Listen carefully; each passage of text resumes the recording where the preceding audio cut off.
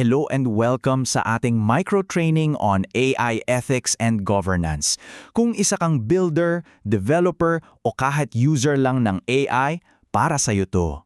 Ito ang magiging guide natin para mag-innovate pero in a responsible way. Okay, so ano ba ang pag-uusapan natin? Simple lang ang magiging flow. Una, yung bakit. Bakit ba natin kailangan to?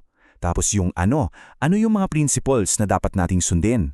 Sunod, yung paano to i-implement? Then titingin tayo sa isang real-world example.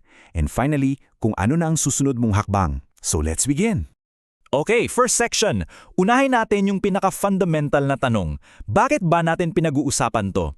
Kasi before we even start to build anything, kailangan muna nating maintindihan kung gaano to kabigat at kahalaga. At ito yung tanong na gusto kong iwan muna sa inyo para pag-isipan. Handa na ba talaga yung organization nyo for AI? Kasi hindi lang ito tungkol sa teknolohiya eh. It's really about being prepared for the impact, yung epekto nito sa mga tao at sa society. Alam nyo, AI is without a doubt the defining technology of our time. Grabe yung potential niya, di ba?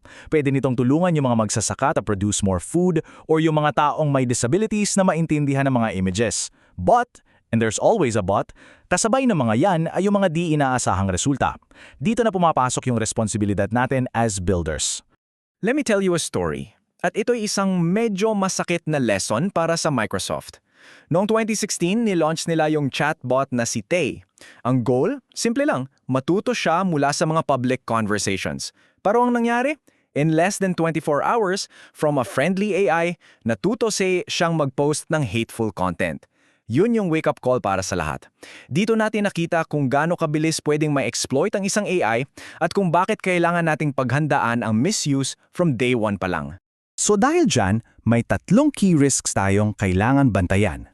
Una, yung mga novel threats, yung mga bago. Ang perfect example dyan, deepfakes. Pangalawa, yung biased and unfair outcomes. For example, paano kung yung AI mo para sa loan applications may kinikilingan pala? And third, yung mga tinatawag nating sensitive use cases.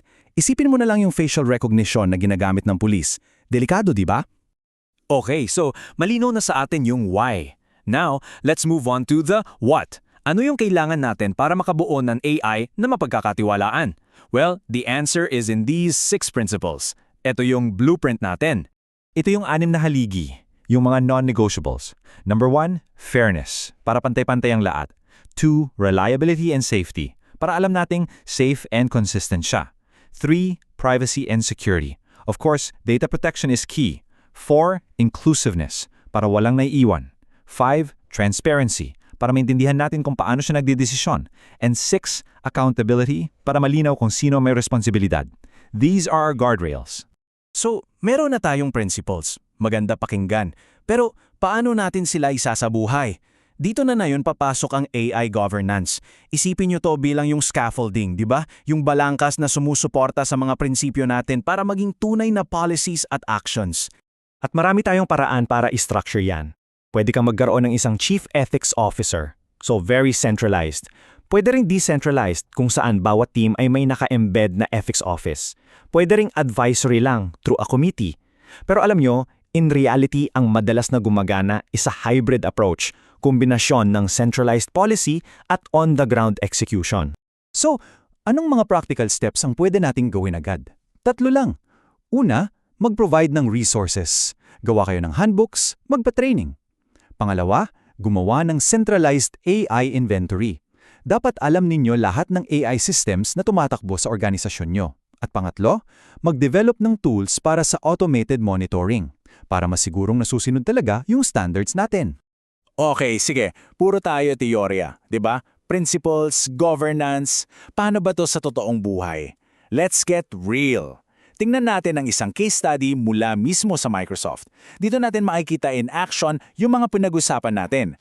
Okay, picture this. Isang law enforcement agency ang lumapit sa Microsoft. Ang kailangan nila, isang facial recognition system.